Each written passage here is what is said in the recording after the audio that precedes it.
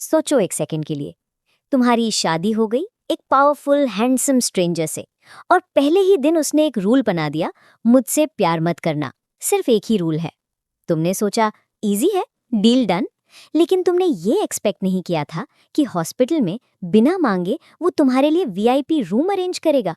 और जब किसी ने तुम्हें थप्पड़ मारा, उसने अपनी सारी मीटिंग्स कैंसिल कर दिया, सिर्फ तुम्हारे पास वापस आने के लिए। तुम सोचती रहीं, ये सब सिर्फ ड्यूटी है, सिर्फ रिस्पॉन्सिबिलिटी। लेकिन दिल को कब समझ पाए हो तुम? ये कहानी है फियोना और नेथन की। दो लोग जो एक दूसरे से प्यार नहीं करने वाले थे, फिर भी एक दूसरे के लिए सब कुछ करते रहे। क्या ये दो लोग अपना कॉन्ट्रैक्ट निभा पाएंगे, या प्यार हर बार की तरह अपना रास्ता खुद ढूंढ लेगा? हेलो एवरीवन, मैं हूँ लियाना रोज और ये है आज की कहानी। कहानी शुरू होती है एक हॉस्पिटल रूम से। फियोना डॉक्टर के सामने बैठी है। आपकी आंखों में सीरियस इन्फेक्शन है, सर्जरी करनी पड़ेगी, डॉक्टर चैन कहता है। सर्जरी से पहले कंसेंट फॉर्म साइन करने होंगे और एक फैमिली मेंबर का सिग्नेचर भी चाहिए। फियोना गहरी सांस लेती है। मैं खुद साइन कर सकती हूँ, मुझे किसी और की जरूरत नहीं। 2 साल पहले पैसे की मजबूरी में उसने अपने बायोलॉजिकल पेरेंट्स के पास वापस जाने का डिसीजन लिया था। उसकी एडॉप्टिव मदर के हॉस्पिटल बिल्स बढ़ रहे थे और फियोना उन्हें अफोर्ड नहीं कर पा रही थी। तब बेनेट फैमिली को पता चला कि वो उनकी खोई हुई बेटी है। उन्होंने एक डील दी, क्रॉस फैमिली में शादी और बदले में उसकी अडॉप्टिव मदर के सारे मेडिकल एक्सपेंसेस। नेथन जुजिंग सिटी का सबसे पावरफुल आदमी था। ये अरेंज्ड मैरिज सबके लिए फायदेमंद थी, शायद फियोना के लिए नहीं। कहानी फ्लैशबैक में जाती है उनकी पहली मीटिंग पर। नेथन एक एलिगेंट रेस्टोरेंट में अकेला बैठा है। टाइम निकल रहा है और उसका पेशेंस खत्म हो रहा है। आखिरकार वो उठता है, जाने के लिए रेडी। तभी फियोना दरवाजे से ऑलमोस्ट भागती हुई अंदर आती है। थोड़ी ब्रेथलेस है और उसकी बाहों में एक छोटी सी बिल्ली है। फियोना जल्दी से कहती है, I am so sorry, I am late. मैं आ रही थी जब मैंने इस कैट को सड़क पर देखा। उसे ऐसे नहीं छोड़ सकती थी। नेथन सामने वाली चेयर की तरफ इशारा करता है। बैठ जाओ। फियोना बैठ जाती है, बिल्ली को संभालते हुए। वो जल्दी से अपने आंसू पोंछती है। नेथन सीधा बात पर आता है। मैंने तुम्हारा बैकग्राउंड चेक किया है, तुम्हारा रीसेंट ब्रेकअप हुआ है, और ये भी कि तुम इस ब्लाइंड डेट पर आना नहीं चाहती थी। फियोना कुछ कहने वाली होती है, पर नेथन उसे रोक देता है। इट्स फाइन, एक्चुअली तुम मेरे लिए परफेक्ट हो, वो कामली कहता है। मैं एक ऐसी मैरिज चाहता हूँ जिसमें कोई लव, फीलिंग्स या रोमांस नहीं हो। मुझे सिर्फ एक वाइफ चाहिए, इमोशनल अटैचमेंट के बिना। फियोना अपने आप से सोचती है, नेथन तो गलत समझ रहे हैं। मैं अपने एक्स के लिए नहीं रो रही, बस बिल्ली के फर मेरी आंखों में चले गए हैं। नेथन अपने असिस्टेंट को सिग्नल देता है। विंसेंट फियोना के सामने एक फॉर्मल मैरिज कॉन्ट्रैक्ट रख देता है। तुम्हारी लाइफ में मैं इंटरफियर नहीं करूंगा, नेथन बिजनेस लाइक टोन में कहता है। तुम्हें फुल फ्रीडम होगी, लेकिन एक रूल है, तुम कभी भी मुझसे प्यार नहीं करोगी। फियोना कॉन्ट्रैक्ट को देखती है, चुपचाप। उसे याद आता है पेपर साइन होते ही नेथन यूरोप में लॉन्ग वर्क ट्रिप पर चला गया था। शादी के बाद दोनों ने ऑलमोस्ट एक दूसरे को देखा ही नहीं। फियोना हॉस्पिटल विंडो के पास खड़ी है। उसी वक्त नेथन हॉस्पिटल में एंटर करता है, फोन पर अपने फ्रेंड से बात करते हुए। फियोना खुद से सोचती है, 2 साल की शादी और हम प्रैक्टिकली स्ट्रेंजर्स हैं। फिर खुद को समझा लेती है, इट्स फाइन, मैरिज भी एक डील ही तो है। सोचते सोचते वो कॉरिडोर में चलने लगती है। नेथन ऑपोजिट डायरेक्शन से आ रहा होता है। अचानक केन नेथन की लेग से टकरा जाती है। Oh, I am so sorry, Fiona कहती है और चलने लगती हैं। विंसेंट धीरे से कहता है, बॉस, वो आपकी वाइफ थी, मिसेस क्रॉस। नेथन एकदम रुक जाता है। उसी मोमेंट एक आईवी स्टैंड गिरने लगते हैं, सीधा फियोना की तरफ। नेथन तुरंत रिएक्ट करता है और उसे पकड़ लेता है। फियोना को कुछ भी पता नहीं चलता, वो बस आगे चलती रहती है। नेथन खड़ा रहता है, थॉटफुल एक्सप्रेशन के साथ। वो फियोना के रूम में आता है और विंसेंट से क्वाइटली कहता है, हॉस्पिटल का बेस्ट वीआईपी रूम अरेंज करो। तभी फियोना का कॉल आती है। मिसेस एलिजाबेथ बेनेट की आवाज़ शार्प और कंट्रोलिंग होती है। नेथन सिटी वापस आ गया है, अब तुम्हारा काम है उसे अपने प्यार में गिराना, और सबसे इम्पोर्टेंट, जितनी जल्दी हो सके उसके बेबी के साथ प्रेग्नेंट होना। फियोना का जॉ टाइट हो जाता है, पर उसकी मदर रुकती नहीं। अगर तुम बेनेट फैमिली की असली बेटी नहीं होती तो नेथन जैसा आदमी तुमसे शादी कभी नहीं करता। तुम लकी हो, तुम्हें उसका दिल जीतना ही होगा। उसकी आवाज़ और ज्यादा कोल्ड हो जाती है। तुम अभी जैसे हो, नेथन तुम्हें नोटिस भी नहीं करेगा। तुम्हें सीखना होगा एक मर्द को कैसे प्लीज करते हैं। आप मुझसे एग्जैक्टली क्या चाहते हैं? फियोना स्ट्रेन्ड आवाज में पूछती है। मैं हॉस्पिटल के नीचे हूँ, तुरंत नीचे आओ। आज तुम्हारा फर्टिलिटी चेक होगा। फियोना नेथन को कवर की तरह यूज करती है। नेथन, मेरा हाथ बहुत दर्द कर रहा है और मुझे बहुत प्यास लगी है। क्या आप मेरे लिए पानी ला सकते हो? उसकी मदर का टोन तुरंत बदल जाता है। ओह, तुम नेथन के साथ हो। ठीक है, मैं डिस्टर्ब नहीं करूंगी। कॉल कट हो जाती है। फियोना रिलीफ की सांस लेती है। नेथन एक ग्लास पानी फियोना की लिप्स की तरफ बढ़ाती है। डॉक्टर चेन, आप? वो घबराकर कहती है। नहीं, मेरा नाम नेथन क्रॉस है। फियोना का चेहरा लाल हो जाता है। प्लीज गलत मत समझना, मैं बस कॉल से बचने के लिए आपका नाम यूज कर रही थी। नेथन बस इतना पूछता है। पानी नहीं पियोगे? फियोना पानी ले लेती है। तभी मिसेस एंडरसन मुस्कुराते हुए पास आती है। फियोना बेटा, ये तुम्हारा बॉयफ्रेंड है? फियोना कुछ बोल पाती उससे पहले ही मिसेस एंडरसन नेथन को डांट देती हैं। सर्जरी होने वाली है और तुम उसे अकेला छोड़कर घूम रहे हो? काम इंपॉर्टेंट होता है, पर इतना भी नहीं। फियोना एम्बैरेसमेंट में नेथन का हाथ पकड़ लेती हैं। प्लीज इनकी बातों को सीरियसली मत लो। आप बिल्कुल सही कह रही हैं मैम, ये मेरी गलती थी, नेथन रिस्पेक्टफुली कहता है। उसी वक्त विंसेंट डोरवे पर आता है। बॉस, मैडम के लिए वीआईपी रूम रेडी है। बिना वार्निंग के नेथन फियोना को अपनी बाहों में उठा लेता है। हॉलवे में चलते हुए नेथन धीरे से कहता है, अगर तुमने सर्जरी के बारे में पहले बताया होता तो मैं 3 दिन पहले वापस आ जाता। हमारे बीच प्यार नहीं है, पर तुम मेरी वाइफ हो और मेरी रिस्पॉन्सिबिलिटी है कि मैं यहाँ रहूं। फियोना की आवाज़ सॉफ्ट हो जाती है। आई एम सॉरी, मुझे आपको बताना चाहिए था। नेथन कामली कहता है, मुझे ये भी पता चला कि तुम उस अपार्टमेंट में नहीं रहती जो मैंने अरेंज किया था। फियोना तुरंत जवाब देती है, आप भी तो वहां नहीं रहते, मैं एक खाली अपार्टमेंट में अकेली कैसे रहूं? नेथन कुछ नहीं कहता। वो जेंटली फियोना को वीआईपी रूम में ले जाता है, इंश्योर करता है कि वो बेड पर कंफर्टेबल हो। फियोना सॉफ्टली कहती है, नेथन, ये बस एक छोटी सी सर्जरी है, मैं सब खुद हैंडल कर सकती हूँ, आपको इतनी ट्रबल लेने की जरूरत नहीं। थोड़ा रुककर वो पूछती है, आप इस बार सिटी में कितने दिन रहेंगे? ऑटम फेस्टिवल तक, फिर नेक्स्ट मंथ 10th को चला जाऊंगा। फियोना धीरे से नॉट करती है। ओके। नेथन अंदर से सोचता है, वो चाहती है कि मैं जल्दी चला जाऊं। फियोना कहती है, ओवरसीज जाने से पहले क्या आप बेनेट हाउस आकर मेरी फैमिली से मिल सकते हैं? वो आपसे मिलना चाहते हैं। ठीक है। फ्लैशबैक में मैरिज कॉन्ट्रैक्ट साइन होते ही नेथन ने कहा, कल मैरिज सर्टिफिकेट मिलते ही मैं ओवरसीज जा रहा हूं। अगर तुम्हें कुछ चाहिए हो तो मेरे असिस्टेंट से कांटेक्ट कर लेना। ओके। फियोना ने सिर्फ इतना कहा था। नेथन जाने ही वाला था जब फियोना ने उसे रोका। हम हस्बैंड वाइफ हैं, राइट? क्या आप मुझे वीचैट पर ऐड कर सकते हैं? प्रेजेंट में नेथन फियोना के पास बैठा अपना वीचैट चेक करता है। 2 साल हो गए और उसका एक भी मैसेज नहीं आई। वो सोचता है, मुझे लगा था वो मिसेस क्रॉस का स्टेटस यूज करेगी, पर उसने कुछ भी नहीं किया। फियोना जागती है और अनजाने में उसका हाथ नेथन के चेहरे को टच करता है। नेथन, वो हल्की आवाज में बोलती है। नेथन पूछता है, कुछ चाहिए? नहीं, फियोना सर हिला देती है। अंदर से वो पैनिक कर रही होती है। मुझे वॉशरूम जाना है, मैं कैसे कहूँ? तभी विंसेंट रूम में आता है। नेथन, आप जा सकते हैं, फियोना जल्दी से बोलती है। मैं बिल्कुल ठीक हूँ। कल मैं डिस्चार्ज के टाइम तुम्हें पिक करूंगा, नेथन कहता है। Okay, thank you. अगले दिन विंसेंट आता है। सॉरी मैडम, बॉस को अर्जेंट काम आ गया, इसलिए मुझे भेजा है। फियोना डिसअपॉइंटमेंट छुपाते हुए कहती है, कोई बात नहीं, मैं समझती हूँ। कार में बैठते ही फियोना एक बॉक्स देखती है। बॉस ने ये आपके लिए भेजा है, यूरोप से लाए हैं, एक ब्रेसलेट। फियोना बॉक्स खोलती है।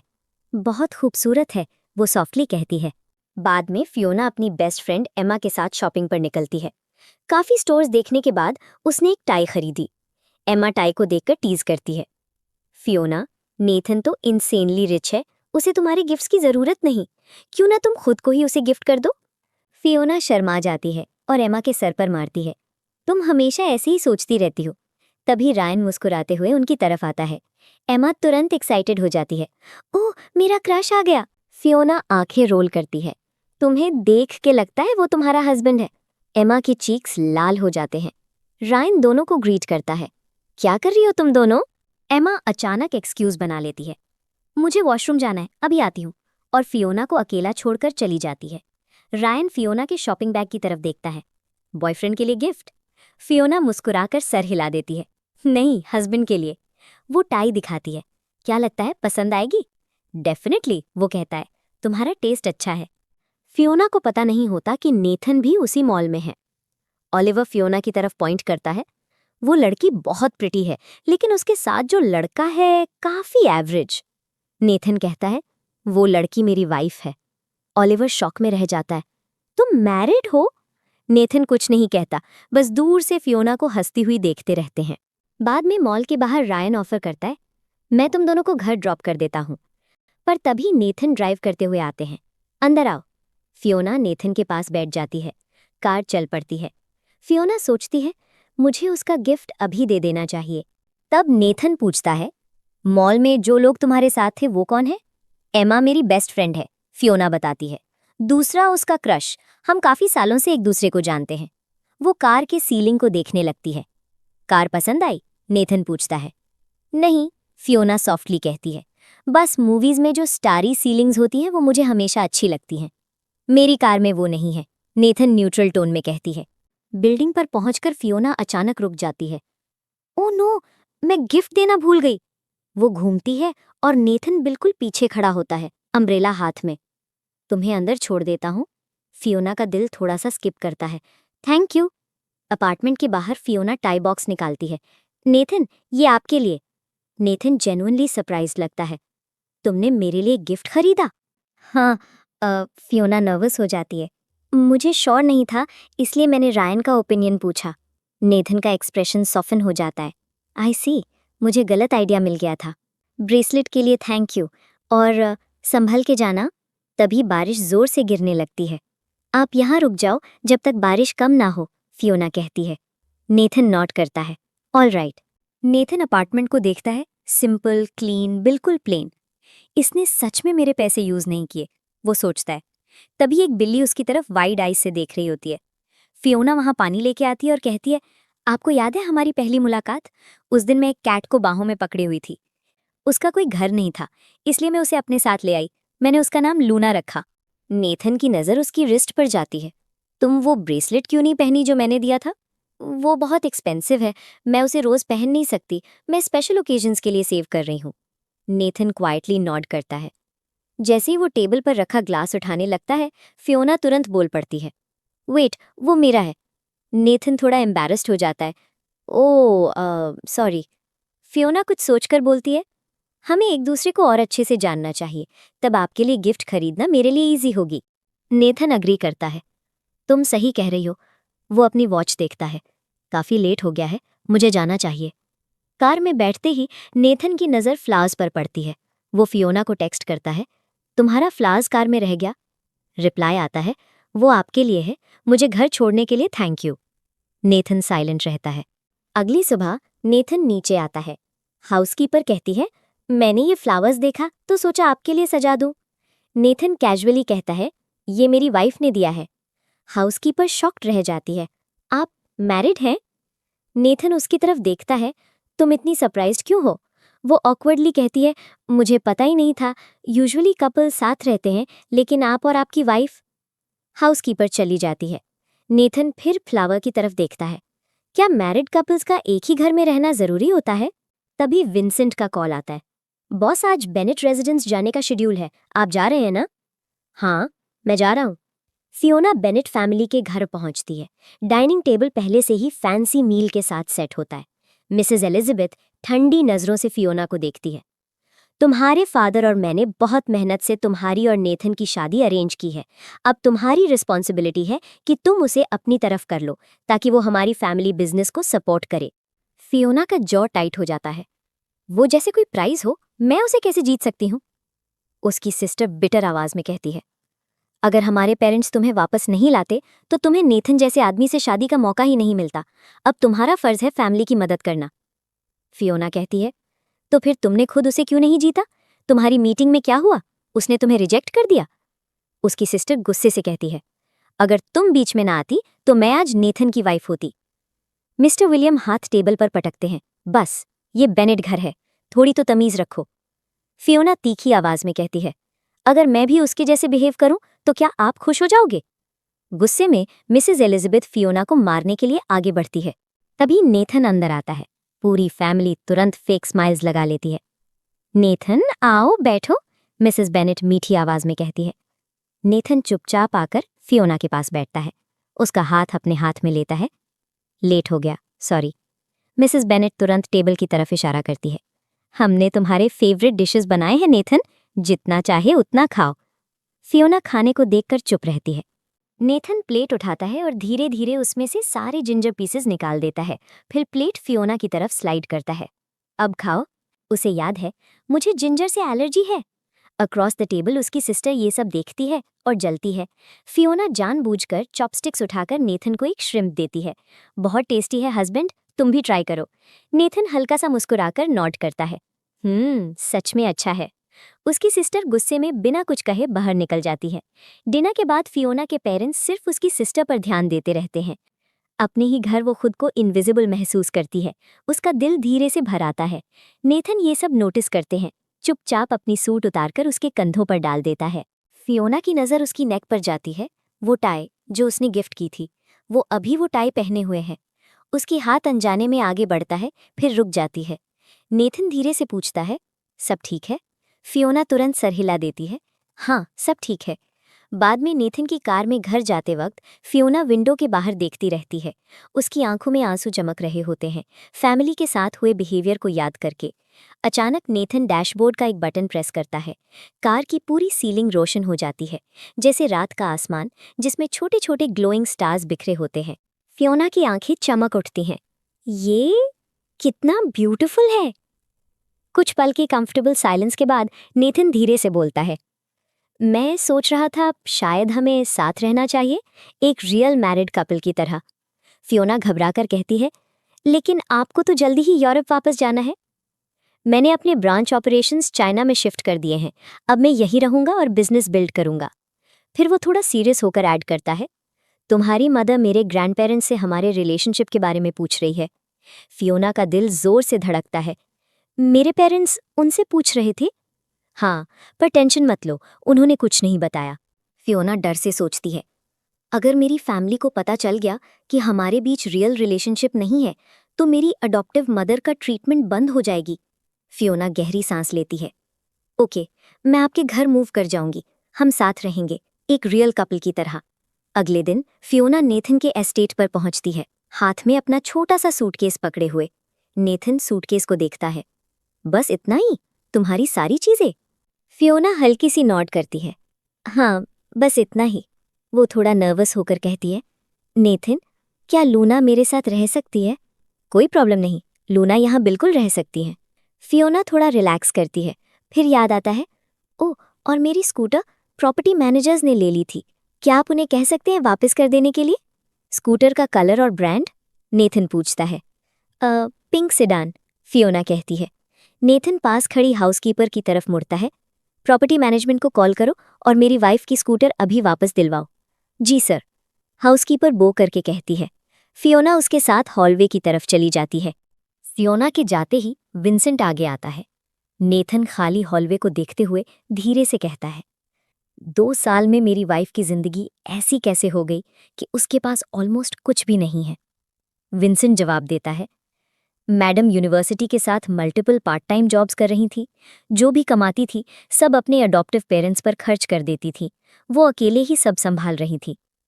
कुछ पल चुप रहने के बाद नेथन फर्मली कहता है, मेरी वाइफ के लिए एक ब्लैक कार्ड अरेंज करो, अनलिमिटेड स्पेंडिंग के साथ। विंसेंट नॉड करता है, अभी करता हूँ बॉस। मीनवाइल फियोना अपने नए रूम में बैठी होती है, एमा से एक्साइटेडली बात कर रही होती है। मैं आज ही नेथन के घर मूव कर लिया। सीरियसली? एमा स्क्वील करती है। नेथन का एस्टेट तो ह्यूज है और एरिया भी अमेजिंग। फियोना मुस्कुराती है। हाँ, और नेथन नेक्स्ट वीक अब्रॉड जा रहा है, तो पूरा घर में सिर्फ मैं रहूंगी। एमा हंसती है। परफेक्ट, जब तुम अकेली होगी मैं डेफिनेटली आऊंगी। फिर वो टीजिंग टोन में बोलती है, लेकिन आज रात तुम पहली बार नेथन के साथ सेम घर में हो, क्या तुम नर्वस हो? फियोना शर्मा जाती है। तुम कितनी इनअप्रोप्रिएट हो। तभी नेथन डॉवे में आ जाता है।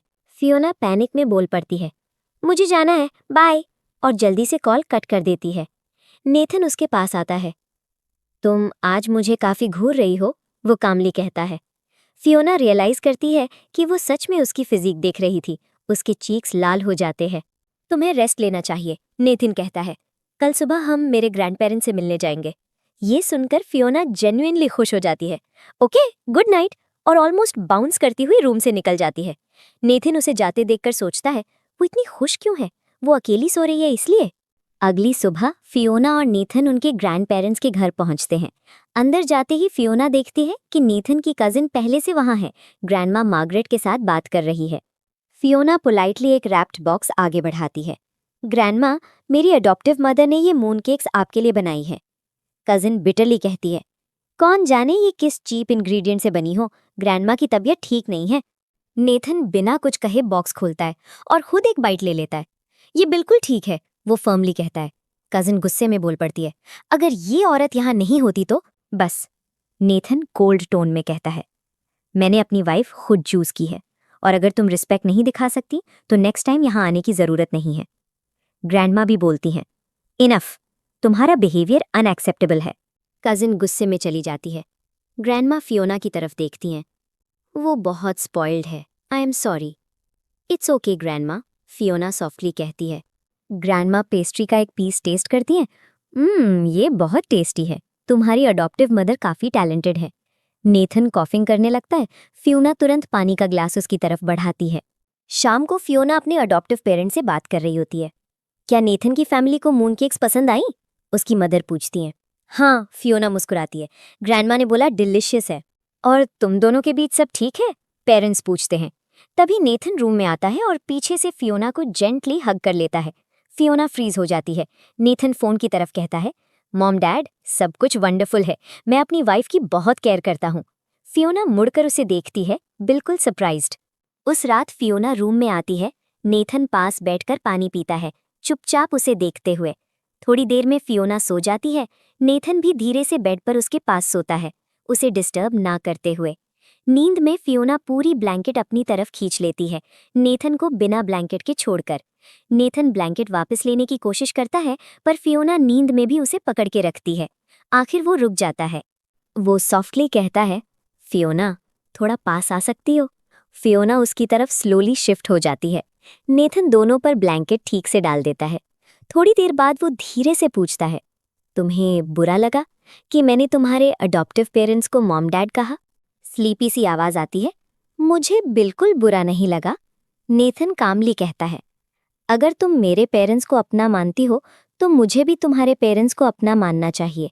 फिर ऐड करता है, मैं अभी चिल्ड्रन के बारे में नहीं सोच रहा, अगर कोई पूछे तो मुझे शील्ड की तरह यूज कर सकती हो। वो उसका टॉप थोड़ा ठीक कर देता है। अब सो जाओ। फियोना की सांस धीरे धीरे स्टेडी हो जाती है। अचानक नींद में फियोना अपनी बाहें नेथन के अराउंड रैप कर लेती है। फियोना, नेथन सॉफ्टली बोलता है। कोई रिस्पॉन्स नहीं, वो उसके ऊपर ही चिपक जाती है।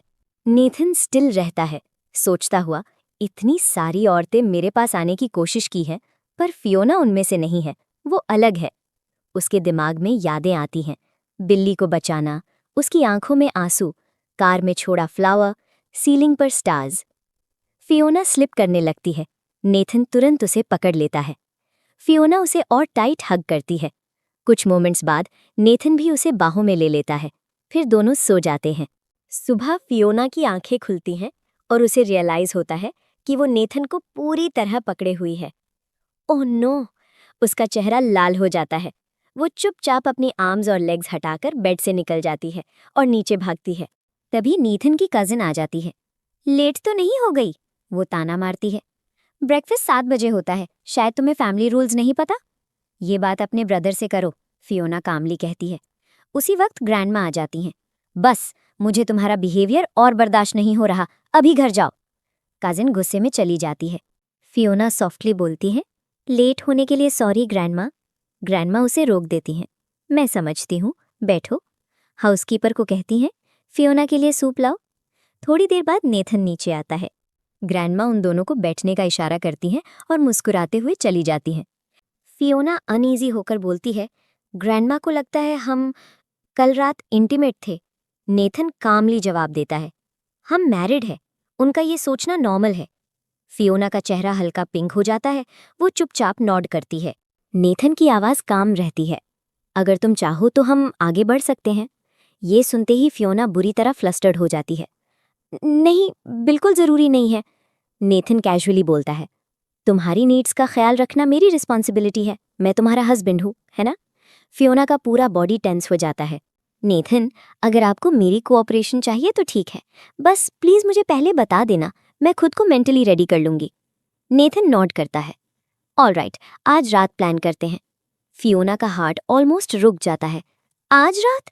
हाँ, नेथन सिंपली कहता है। हम वही करेंगे जो मैरिड कपल्स नॉर्मली करते हैं। बाद में फियोना तुरंत एमा से मिलती है और घबराहट में सब बता देती है। ओ माय गॉड, एमा स्क्वील करती है। आज रात तुम्हारी एक्चुअल वेडिंग नाइट है। फियोना याद दिलाती है, लेकिन कॉन्ट्रैक्ट याद है ना, कोई फीलिंग्स नहीं रहना चाहिए। एमा प्रैक्टिकल टोन में कहती है, कॉन्ट्रैक्ट का मतलब ये नहीं कि तुम अपनी मैरिटल रिस्पॉन्सिबिलिटी इग्नोर करो, इसे बस एक पार्टनरशिप समझ लो। फियोना रिलक्टेंटली मान जाती है। एमा उसे एक स्पेशल आउटफिट देने पर इंसिस्ट करती है। घर आकर फियोना ड्रेस को देखकर हॉरर में रह जाती है।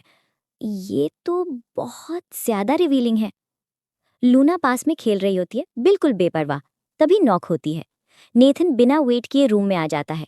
फियोना जल्दी से ड्रेस पिलो के नीचे छुपा लेती है। नेथन कंसर्न से पूछता है, तुम ठीक हो? तुम्हारा फेस इतना रेड क्यों है? नहीं, सब ठीक है, फियोना जल्दी से कहती है। नेथन नोटिस करता है, फिर तुम कुछ छुपा क्यों रही हो? कुछ नहीं, वो स्टैमर करती है। क्या आपको कुछ चाहिए था? नेथन उसे एक मोमेंट देखकर कहता है, तुम समझ गई हो ना आज रात का मतलब?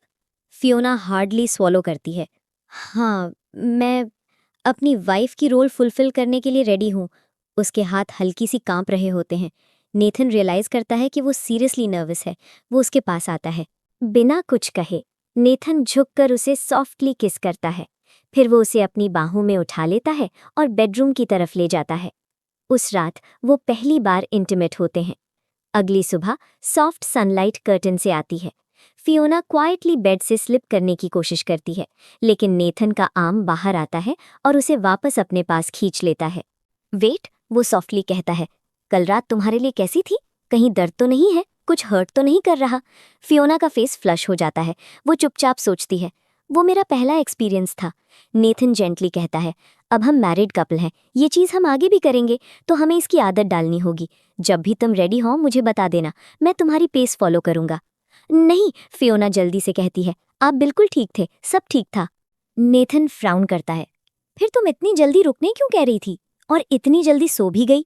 फियोना एक्सप्लेन करती है, अगर हम जल्दी रैप अप कर लें तो दोनों को ज्यादा रेस्ट मिलता है। नेथन थोड़ा सीरियस हो जाता है। वो काफी ब्रीफ था।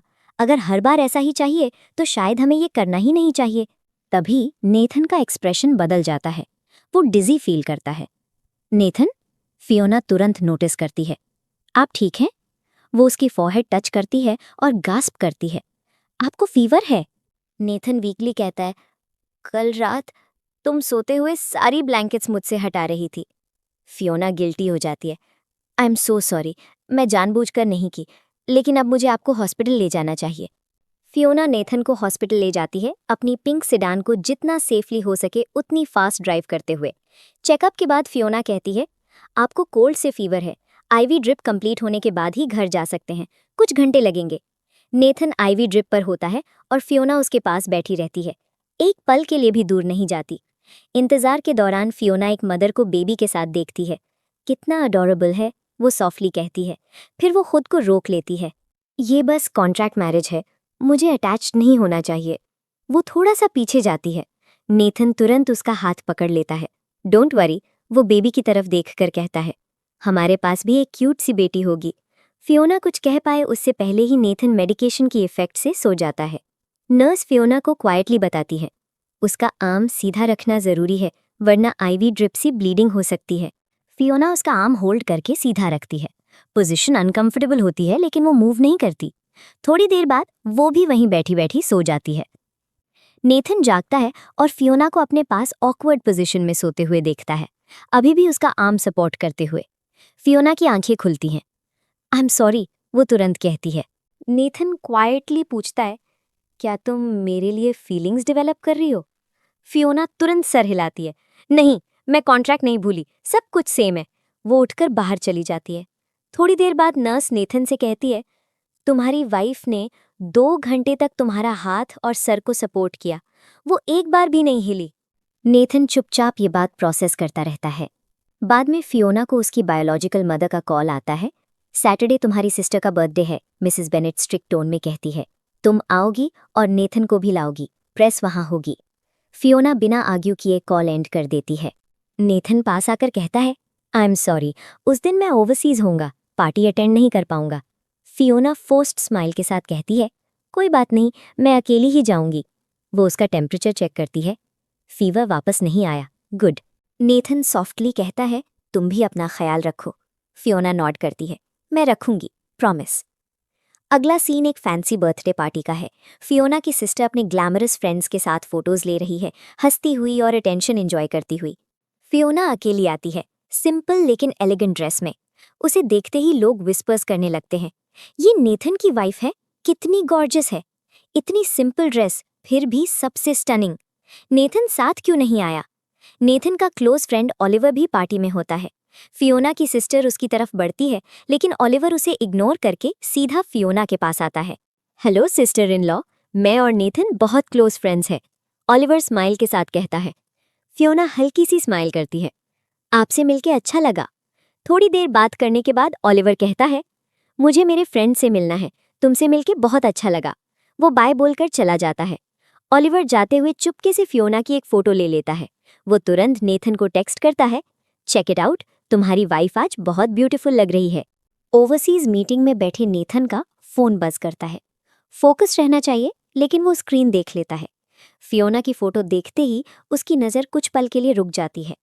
पार्टी में फियोना अपनी मदर के पास जाती है, लेकिन हेलो बोलने से पहले ही मदर गुस्से में आ जाती हैं। आज तुम्हारी सिस्टर की स्पेशल डे है, इतने सिंपल कपड़े क्यों पहने, और ये इतना सस्ता गिफ्ट?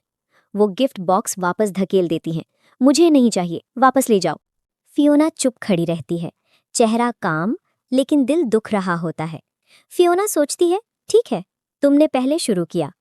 ऑलिवर तुरंत नेथन को टेक्स्ट करता है। बेनेट फैमिली अभी सिस्टर इन लॉ को सबके सामने इंसल्ट कर रहा है। नेथन मीटिंग में वीडियो देखते ही सीरियस हो जाता है। पार्टी में फियोना सीधा अपनी मदर को देखती है। मदर, आप मेरी ड्रेसिंग पर कमेंट मत कीजिए, आपने कभी मेरे लिए कपड़े नहीं खरीदे, एक बार भी नहीं। क्राउड से हल्की सी आवाज उठती है, लोग आपस में बात करने लगते हैं। फियोना की सिस्टर जल्दी से कहती है, तुम पब्लिक में ऐसा क्यों कह रही हो? मैंने तुम्हारे लिए कपड़े चूज किए थे, तुमने ही मना किया था। फियोना सीधा जवाब देती है, वो कपड़े पुराने थे, तुम्हें खुद नहीं चाहिए थे, इसलिए मुझे देने वाली थी, मैं वो क्यों लेती? गेस्ट्स और ज्यादा शॉक्ड हो जाते हैं।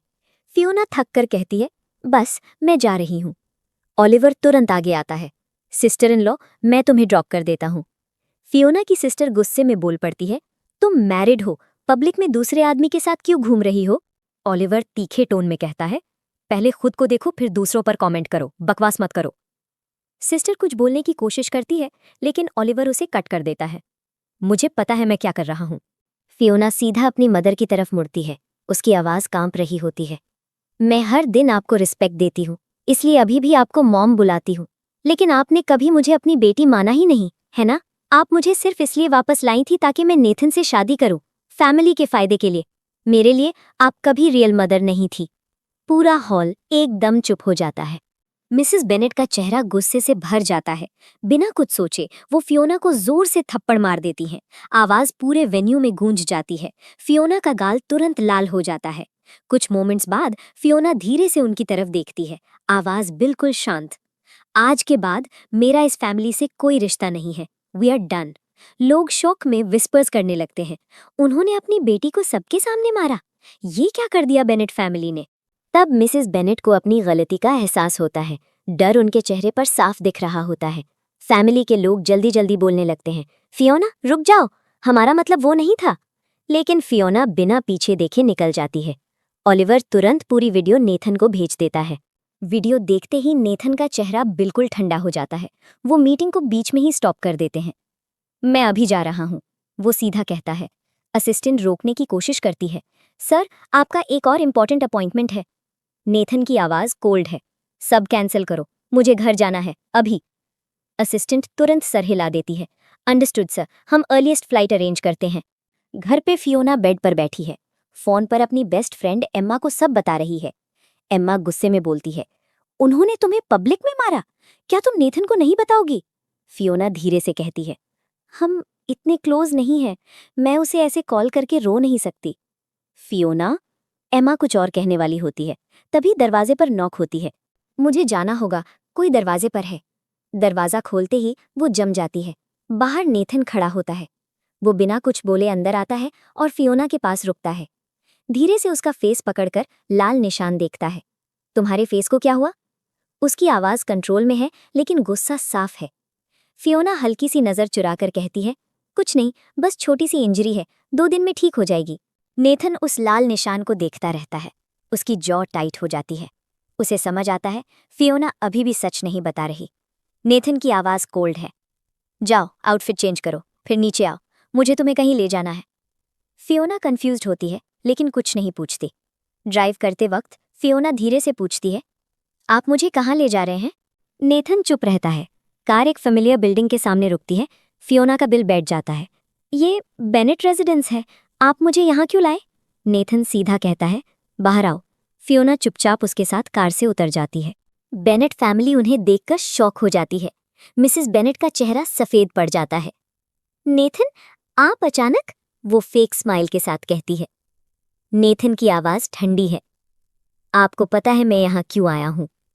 मिसेस बेनेट सिचुएशन नॉर्मल दिखाने की कोशिश करती है। प्लीज, हम आपके लिए डिनर। नेथन बीच में रोक देता है। फॉर्मेलिटीज की जरूरत नहीं है। आपने मेरी वाइफ को सबके सामने थप्पड़ मारा, मैं एक्सप्लेनेशन लेने आया हूँ। मिसेस बेनेट जल्दी से बोलती है, वो मेरी बेटी है, उसे डिसिप्लिन करना मेरा राइट है, और मैंने उसे सॉरी भी बोल दिया है। नेथन की आंखें कोल्ड हो जाती हैं। ऐसा क्या किया मेरी वाइफ ने जो आपने उसे सबके सामने मारा? मिसेस बेनेट स्टैमर करती है, मैं उस वक्त गुस्से में थी, गलती हो गई, आप क्या चाहते हैं? फियोना आगे बढ़ती है। मदर, आपने सिर्फ अपनी बेटी को नहीं मारा, आपने क्रॉस फैमिली की डॉटर इन लॉ को सबके सामने इंसल्ट किया। मैंने इतनी बड़ी गलती नहीं की थी। नेथन सीधा कहता है, आपको पब्लिक अपॉलॉजी देनी होगी मेरी वाइफ को। मिसेस बेनेट घबरा जाती है। अगर ये प्रेस तक गया तो हमारी रेप्यूटेशन का क्या होगा? नेथन कोल्ड टोन में कहता है, थप्पड़ मारते वक्त आपने ये नहीं सोचा था? फियोना की सिस्टर पैनिक में कहती है, पब्लिक अपॉलॉजी, हमारी फैमिली बर्बाद हो जाएगी। नेथन उसकी तरफ देखता भी नहीं, उसकी नजर मिसेस बेनेट पर ही टिकी रहती है। नेथन की आवाज बिल्कुल क्लियर है, अगर आप पब्लिक अपॉलॉजी नहीं देना चाहती तो क्रॉस फैमिली के साथ सारे बिजनेस खत्म हो जाएगा। मिसेस बेनेट डेस्परेट होकर कहती हैं, क्या ये सब प्राइवेट नहीं हो सकता? नेथन का जवाब सीधा है, यहाँ कोई नेगोशिएशन नहीं है। पब्लिक अपॉलॉजी होगी, वरना कॉन्सिक्वेंसेस के लिए रेडी रहिए। घर लौटते वक्त कार में साइलेंस होता है। फिर नेथन बोलता है, फियोना, हमारे बीच कैसा रिलेशनशिप है? फियोना धीरे से कहती है, हम मैरिड हैं। फिर जो पार्टी में हुआ, तुमने मुझे क्यों नहीं बताया? मुझे किसी और से क्यों पता चला? फियोना की आवाज़ हल्की पड़ जाती है। मुझे लगा मैं आपको अननेसेसरी ट्रबल दूंगी, सोचा था खुद हैंडल कर लूंगी। वो रुक कर कहती है, अगर वो मेरी मदर नहीं होती मैं वापस जवाब देती, लेकिन मैं कर नहीं पाई। नेथन उसकी तरफ देखता है, तुम्हें किसी से भी ऐसा ट्रीटमेंट एक्सेप्ट करने की जरूरत नहीं, इवन फ्रॉम हर। अचानक वो हल्का सा उसके सर पर नकल से टैप करता है। फियोना शॉक हो जाती है, आपने मुझे मारा? मुझे सेल्फ डिफेंस आता है। वो लाइटली उसके सर पे टैप करती है। नेथन आईब्राउ रेज करता है। फियोना जल्दी से बोलती है, आपने पहले किया था, मैं बस डिफेंड कर रही थी, प्लीज मुझसे नाराज मत हो। नेथन के लिप्स पर हल्की सी स्माइल आती है। मैं एंग्री नहीं हूं। फिर वो उसके पास झुककर धीरे से कहता है, लेकिन आज रात तुम्हें मेरे लिए रेडी रहना होगा। फियोना का दिल तेज धड़कने लगता है। कुछ देर बाद फियोना नेथन की स्टडी के बाहर खड़ी होती है, हाथ में वार्म मिल्क का ग्लास। वो सोच रही होती है कैसे बात शुरू करे। अंदर नेथन मीटिंग फिनिश करता है और दरवाजे के पास उसे देख लेता है। अंदर नहीं आओगी? फियोना डीप ब्रेथ लेकर रूम में आती है। नेथन, आई एम सॉरी, मैं आपको फैमिली ड्रामा में नहीं लाना चाहती थी। नेथन सीधा कहता है, हम हस्बैंड वाइफ हैं, प्रॉब्लम हो तो मेरे पास आओ, सब अकेली मत झेला करो। फियोना हल्का सा स्माइल करती है, ओके, मैं ऐसा ही करूंगी। वो ग्लास आगे बढ़ाती है, ये वार्म मिल्क है, सोचा ये आपको रिलैक्स करेगा। जैसे ही वो मुड़ती है, नेथन उसकी रिस्ट पकड़कर उसे अपनी लैप पर बिठाता है। वो जेंटली उसका फेस ऊपर करता है और गाल पर हल्का सा रेड मार्क देखता है। अब क्या सोच रही हो? वो सॉफ्टली पूछता है। फियोना धीरे से कहती है, बस यही कि मेरा हस्बैंड मुझसे अपसेट ना हो। नेथन की आवाज़ सॉफ्ट हो जाती है। क्या तुम मुझे खुश करने की कोशिश कर रही हो? फियोना चुपचाप सर हिला देती है। नेथन उसे याद दिलाता है, वो नाइटवेयर जो तुम्हारी फ्रेंड ने दिया था, पहन कर आओ। फियोना का चेहरा रेड हो जाता है। वो हिचकिचाती है, फिर चुपचाप चेंज करने चली जाती है। कुछ देर बाद फियोना रिवीलिंग नाइट गाउन पहन कर आती है। उसका चेहरा शर्म से लाल होता है। नेथन की नज़र उस पर टिक जाती है। फियोना जल्दी से मुड़ने लगती है। मैं कुछ और पहन कर आती हूँ। लेकिन नेथन उसे रोक लेता है और जेंटली बेड पर बिठाता है। वो झुककर उसे सॉफ्टली किस करता है। किस के बीच वह धीरे से कहता है, ये आउटफिट सिर्फ मेरे लिए पहना करो, तुम इसमें बहुत ब्यूटीफुल लग रही हो। फियोना लैंप की तरफ हाथ बढ़ाती है। नेथन हल्की सी स्माइल के साथ पूछता है, इतनी एनर्जी? फियोना जल्दी से कहती है, नहीं, मैं बस लाइट ऑफ कर रही थी। नेथन खुद लैंप ऑफ करता है। रूम अंधेरा हो जाता है और रात चुपचाप बीत जाती है। अगली सुबह ऑफिस में लोग एक्साइटेड हैं। सीईओ रिप्लेस हो गया, नया कौन है? नाम है ब्रैंडन। ये नाम सुनते ही फियोना रुक जाती है। ब्रैंडन, उसका एक्स? वो कॉरिडोर में उसे देख लेती है। दिल एक पल के लिए रुक जाता है। मेमोरी में ब्रैंडन उसके हाथ पकड़कर कहता है, प्लीज मेरा वेट करो, मैं पेरेंट्स को मना लूंगा। फियोना की आंखों में आंसू होते हैं। मैं और वेट नहीं कर सकती, तुम्हारे पेरेंट्स मुझे कभी एक्सेप्ट नहीं करेंगे। वो अपने हाथ छुड़ा लेती है। हम यहीं खत्म करते हैं। वो मुड़कर चली जाती है। दिल टूट चुका होता है। प्रेजेंट में फियोना एलिवेटर में चढ़ती है। ब्रैंडन पहले से अंदर होता है। दोनों की आंखें मिलती हैं। ब्रैंडन धीरे से बोलता है, फियोना, कैसे हो? मैं ठीक हूँ, फियोना सीधा जवाब देती है। ब्रैंडन कहता है, मैंने तुम्हें कॉल किया था, मैसेजेस भी भेजे। फियोना आंखें सामने रखती है। मेरा पुराना नंबर 2 साल पहले खो गया। ब्रैंडन सॉफ्टली कहता है, मेरा नंबर अभी भी वही है, अगर कभी। फियोना बीच में रोक देती है, हमें कांटेक्ट में रहने की जरूरत नहीं है ब्रैंडन। एलिवेटर डोर खुलते हैं। फियोना बिना पीछे देखे बाहर निकल जाती है। उस शाम जब नेथन घर आता है, डोर पर एक छोटा सा रोबोट उसका वेलकम करता है। हेलो, क्या आप मिस फियोना के फ्रेंड हैं? नेथन कंफ्यूज्ड होकर कहता है, नहीं। रोबोट फिर पूछता है, तो क्या आप उनके फादर हैं? नेथन बोलता है, क्या मैं तुम्हें इतना ओल्ड लगता हूँ? तभी फियोना एम्बैरस होकर वहां आती है। Nathan, I am so sorry, ये मेरी कंपनी का न्यूएस्ट प्रोडक्ट है, मैं इसे घर लाई थी टेस्ट करने के लिए। नेथन सीधा जवाब देता है, मैं फियोना का हस्बैंड हूँ। रोबोट की लाइट्स ब्लिंक करती हैं। ओह वंडरफुल, इसका मतलब हम फैमिली हैं। फैमिली, ये वर्ड सुनते ही नेथन के अंदर कुछ टूट जाता है। वो अपने बचपन में वापस चला जाता है। कार की बैक सीट में बैठा छोटा नेथन और आगे उसके पेरेंट्स एक दूसरे पर चिल्ला रहे हैं, तुम मुझे धोखा दे रहे थे, नहीं तुम अनफेथफुल थी। उनकी फाइट इतनी इंटेंस होती है कि किसी का ध्यान रोड के शार्प कर्व पर नहीं जाता। फिर एक जोर का क्रैश। उसके पेरेंट्स वहीं पर मर जाते हैं। सिर्फ नेथन जिंदा बचता है। नेथन अचानक प्रेजेंट में वापस आता है, लेकिन उसका सर हल्का सा घूम रहा होता है। फियोना तुरंत नोटिस करती है। वो उसके पास आती है और उसे काउच पर बैठने में हेल्प करती है। क्या हो रहा है नेथन, फिर से सिक फील कर रहे हो? नेथन की सांस थोड़ी अनइवन है। थोड़ा आइस शायद हेल्प करेगा। क्या तुम बिजी हो? फियोना तुरंत सर हिलाती है। नहीं, बिल्कुल नहीं, आपको क्या चाहिए? जवाब देने के बजाय नेथन उसे अचानक अपनी तरफ खींच लेता है। वो उसे किस करता है, डेस्परेट तरीके से, जैसे वो प्रेजेंट में रहने की कोशिश कर रहा हो। बीच में हल्का सा टीज करता है, लगता है मिसेस क्रॉस तुम्हारी किसिंग स्किल्स थोड़ी वीक हैं। फियोना शर्मा जाती है। मैंने तुमसे पहले कभी किसी को किस नहीं किया, इसलिए परफेक्ट नहीं हूँ। फिर धीरे से बोलती है, लेकिन आप, लगता है आप एक्सपीरियंस्ड हो। नेथन रुकता है। उसकी आंखों में सीरियसनेस आ जाती है। नहीं, मैंने तुमसे पहले कभी किसी को डेट नहीं किया, तुम ही फर्स्ट हो। फियोना सरप्राइज हो जाती है। रियली? इतने लोग से मिलते हो फिर भी? नेथन कहता है, एक ही पर्सन थी। फिर धीरे से कहता है, वो मेरी वाइफ है। और वो उसे अपने पास होल्ड करता है, जैसे बस वही चीज़ है जो उसे प्रेजेंट में एंकर कर रहे हैं। अगली सुबह फियोना ऑफिस में थोड़ी लॉस्ट सी लगती है। धीरे से मटर करती है, एक हफ्ते में 3 बार, क्या ये ज्यादा नहीं है? तभी उसकी कोवर्कर एक्साइटमेंट से आती है, फियोना, तुम्हारा हस्बैंड लॉबी में है। वेट, क्या? फियोना हैरान हो जाती है। नेथन यहाँ क्यों आएगा? उसका माइंड थोड़ी देर के लिए वाइल्ड इमेजिनेशन में चला जाता है और उसका फेस रेड हो जाता है। स्टॉप इट फियोना, वो खुद से कहती है। वो नेथन को एलिवेटर के पास देखती है, काम शार्प सूट में। वो जल्दी से उसका हाथ पकड़कर उसे थोड़ा साइड में ले जाती है। नेथन हल्का सा स्माइल करता है। क्या हुआ, इतना सीक्रेटिव क्यों हो? फियोना नर्वस टोन में कहती है। लोग क्या सोचेंगे अगर हमें ऐसे देख लिया तो? नेथन आईब्रो रेज करता है। हम मैरिड हैं, इसमें अनयूजुअल क्या है? वो उसके फ्लश्ड फेस को देखकर पूछता है, तुम इतनी नर्वस क्यों हो? फियोना को कल रात याद आ जाती है। वो तुरंत टॉपिक चेंज करती है। आप सीईओ हो, क्या आपको कंसर्न नहीं कि मैं आपके सीक्रेट्स जान सकती हूँ? नेथन कामली बोलता है, तुम ऑलरेडी जानती हो। कैसे? कल मेरा फोन तुम्हारे पास था। फियोना शॉक हो जाती है। Oh sorry. वो जल्दी से फोन वापस करती है। नेथन कहता है, अब तुम्हारा फोन ले लो। कहाँ है? वो मेरी पॉकेट में है, खुद निकाल लो।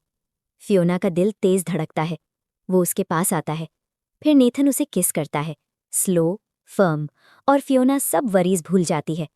अचानक ब्रैंडन सामने आते हैं। उसकी आंखें शौक से बड़ी हो जाती हैं जब वो फियोना को स्लाइटली डिसशेवल्ड देखता है और नेथन उसके बिल्कुल पास।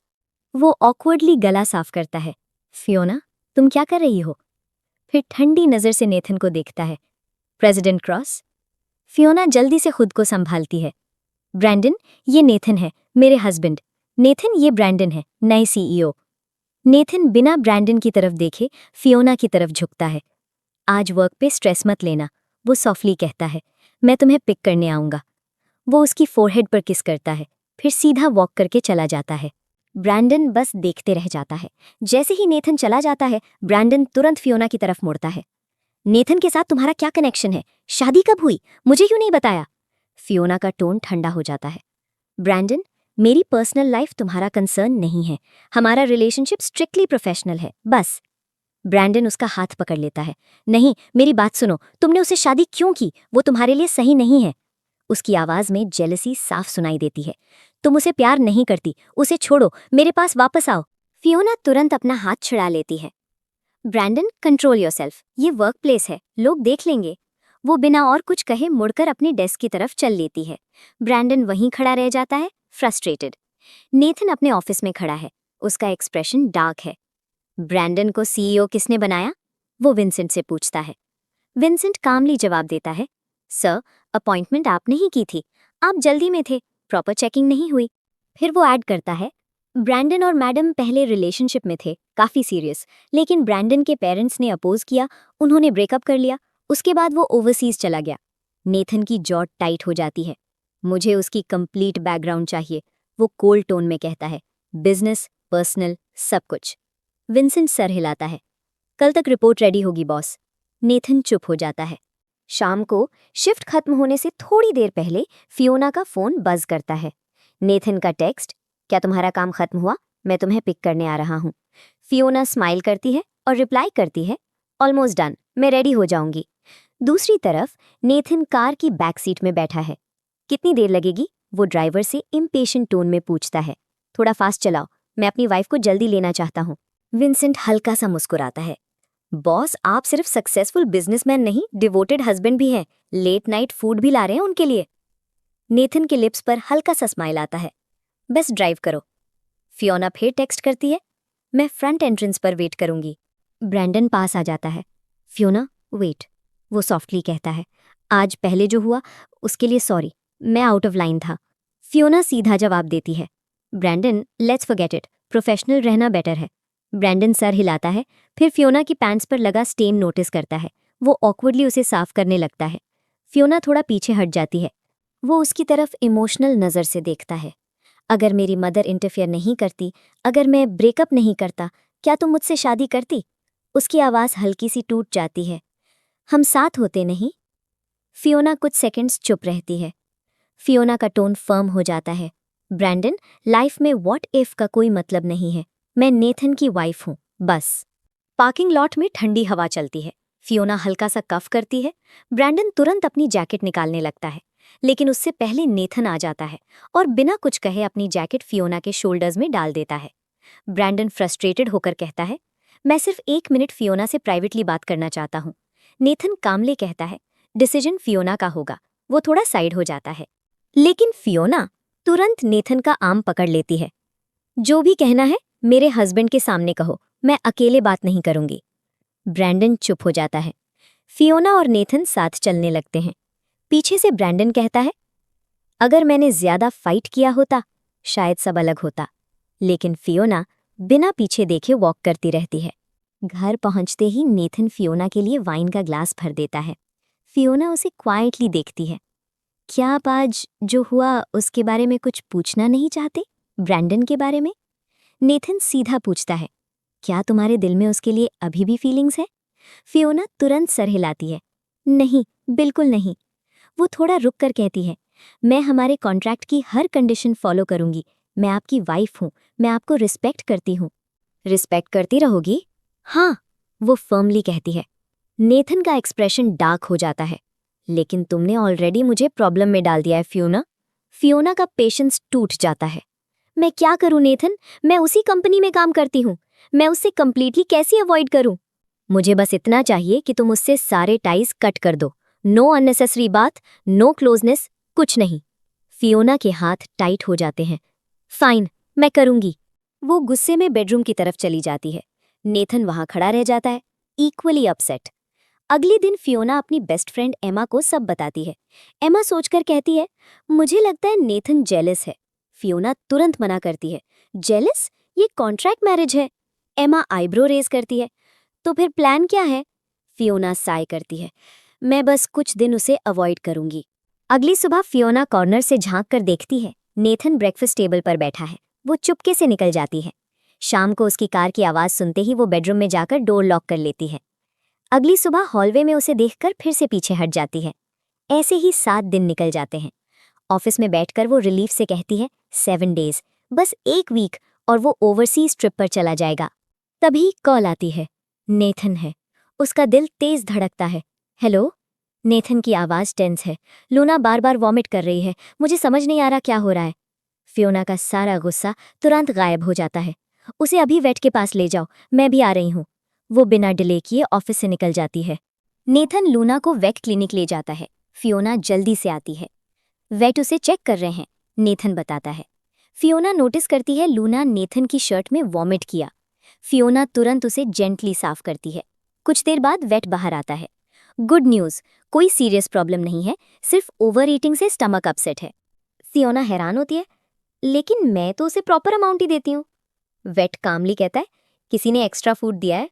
नेथन ऑकवर्डली गला साफ करता है, वो मैं था, मुझे लगा वो हंग्री थी। वेट हल्का सा हंसकर कहता है, लूना की डैड, फ्यूचर में थोड़ा केयरफुल रहना।